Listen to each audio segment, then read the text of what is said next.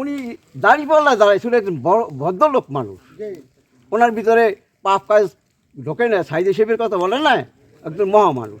তার ওয়াজ মাহফিলে মানুষ পাগলই দিই, খালি খালি তো ওনারা মানে না, কিন্তু এইসব লোক বাইরে রাখলে আমার কাম শেষ। বুঝতে পারছেন? যাই আমরা রাজনীতি কিছু না বুঝি, তো আমরা দোয়া করব যে ওনার মতন মানুষ যেন সংসদে উপস্থিত আল্লাহ যেন নেয় বা সৃষ্টিকর্তার জন্য নেয়।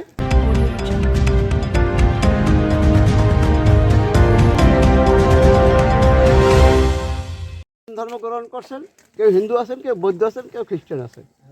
কাজী আমি একটা কথা এইটা বুঝি না যে আমরা ধর্মীয় মানুষ হইয়া যদি আমি সৃষ্টিকর্তাকে বিশ্বাস করি, তাহলে একজন মুসলমান ভাইদের প্রতি আমার বিদ্বেষ কেন থাকবে?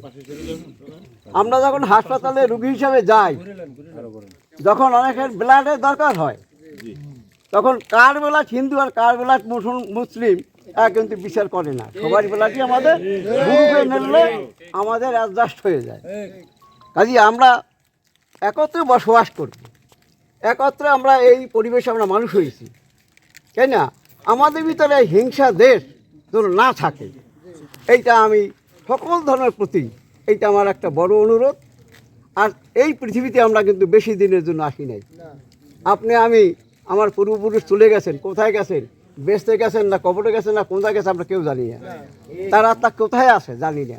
আমি যদি মারা যাব, কোথায় যাব কেউ জানি না আমরা। কাজে আমাদের ভিতরে এই বিদ্বেষটা না থাকা জন্য আমি সবার প্রতি একটা অনুরোধ জানাই। আমি পেশায় শিক্ষক ছিলাম, হিন্দু আর মুসলমান ছেলে মেয়ে কোনো দিন বিবাদে বুঝি নাই, আর এটা বুঝিও না। কাজে ওনার মতো একজন ভালো মানুষ, আমি সৃষ্টিকর্তার কাছে দোয়া করি যে ওনার মতন একজন ভালো মানুষ আমাদের মাঝে আসুক। আর এই যে আপনারা সবাই উপস্থিত হয়েছে আমাদের বাড়ির পক্ষ থেকে এবং আমাদের এই পাড়ার পক্ষ থেকে, আমরা খুব গর্বিত বোধ করছি এই কারণে যে এইরকম মহান ব্যক্তির পদধূলা আমাদের বাড়িতে পড়বে, এটা আমরা চিন্তাও করি নাই। তারপর আমরা অনেক কিছু বুঝি না, নির্বাচিত একটা সরকার আসছে, আমরা এই রাজনীতি জীবনে করি না আর বক্তব্যও দিই না, মাস্টার মানুষ তো। সেই সরকার পতন হওয়ার কথা, হওয়ার কথা না, ওই সেই তার ইচ্ছায় কিন্তু সব কিছু হয়েছে। এইটা কিন্তু আমরা বুঝতে চাই না। এই 5ই আগস্টের কথা বলেন, এই জুলাই বিপ্লব যা বলেন, সব তার নির্দেশ হয়েছে। নির্বাচনকে আমরা চাইছিলাম, এখন হইতো না।